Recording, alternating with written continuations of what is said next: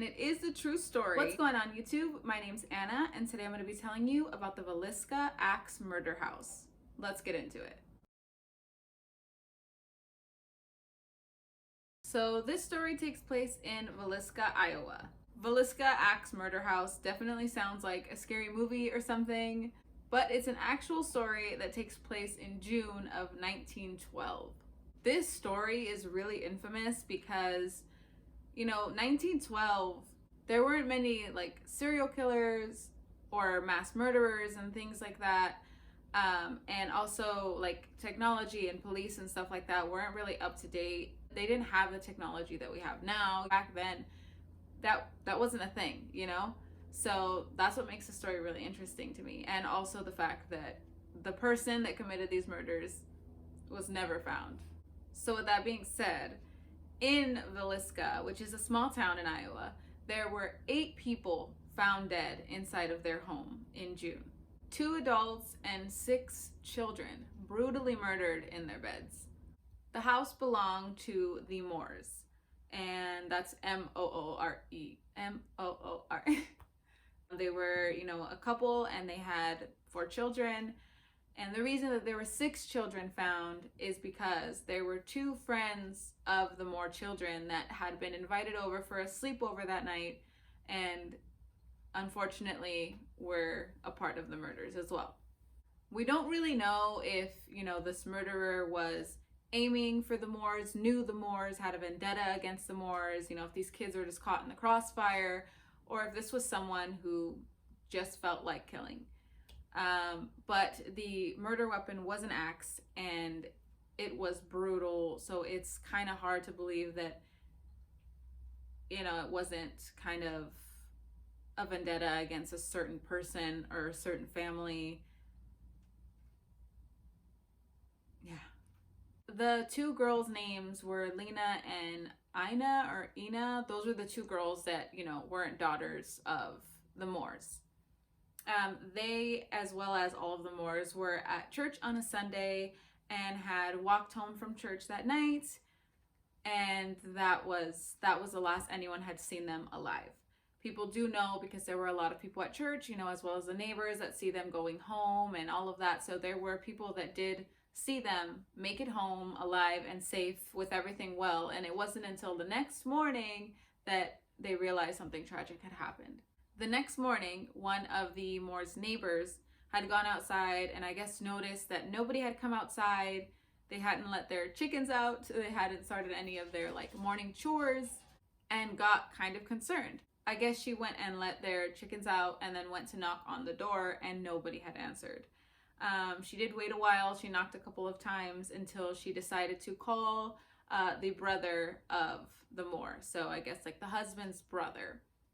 So when the brother of Mr. Moore arrived, I guess he did have a key. He did try knocking, but obviously there was no answer. So he used the key that he had to let himself in.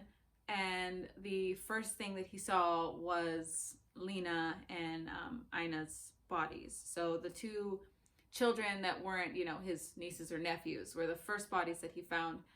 And immediately, instead of going any further, he came back outside and called the sheriff of the town. So from here, things went absolutely crazy. The entire town was talking about it at this point. Who knows how they heard about it so fast? I guess it's a small town thing. But once the investigation started, there was about 100 people at the house. There were people that were just walking through this crime scene. They were just walking through the house, contaminating evidence, and they continued to do that until the National Guard arrived. So they had kind of already done a lot of damage to any clues or anything that they could have found inside the home. So the things that they did find or conclude from the crime scene was that they were all murdered by axe. All of their skulls had been crushed. He covered their bodies with the bed sheets or the bedcloths and things like that after murdering them. A really, really weird thing was that there were just random pieces of bacon left around the house. I am not sure the correlation of that or what the meaning behind that was at all. I don't think that they ever figured that out. but that's just something that they noticed. But, you know, there wasn't really much that they could go off of. They couldn't really use fingerprints. The axe was literally left inside of the home, and they couldn't extract the fingerprints and kind of run them through a database, because that's not something that they had. You know, they would have to be able to find the actual person and then match them, or, you know, DNA tests and stuff. Like, they would have to get the DNA from the person at the crime scene and then match it to a specific person that they were investigating at the time in order for them to, like, have an actual suspect. And by this time, the town was in shambles. Like, everyone was going crazy. They were all reinforcing. They were all reinforcing their locks. They were pointing fingers at each other, saying that they thought they knew who it was. There were a lot of people getting investigated, but again, it really didn't lead anywhere. Families were like sleeping all together in one room because they were scared to, you know, be separated. They thought that there was strength in numbers, which, you know, there is, but just like the amount of fear running through the town was insane. And there were reporters all through the streets investigating people, you know, trying to find some sort of suspect or clues. But really, most of them just came up empty. And through it all, like, they did have one or two people that they really did believe were suspects and could potentially be involved. But like I said, at the end of the day, with the lack of, you know, resources and knowledge, and the fact that the crime scene had already been corrupted, there was no real way to justify putting these people in jail without having solid proof, which there wasn't any.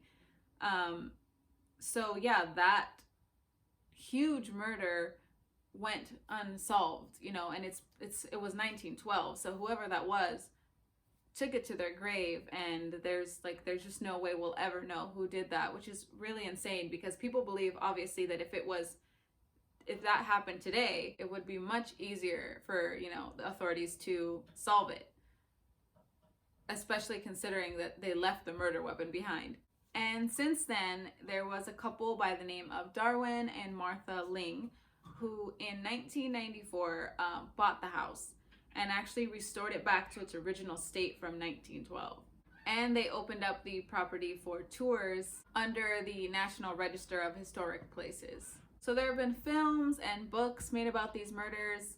The story itself actually got a lot of attention. There were psychics that believed they knew who the murderer was after all this time. There were even like people that were really invested in the story that collected a lot of evidence, and they thought they knew who it was. But again, at the end of the day, there's no one was ever arrested for the crime. So yeah, I mean, the story is crazy, especially considering that the person was never found. And it was probably like one of the first like spree of killings that happened back then, and it was huge. So yeah, I just wanted to share that with you guys. Let me know what you think about it. Thank you so much for watching. I really, really appreciate it, and I'll see you next time. Bye-bye.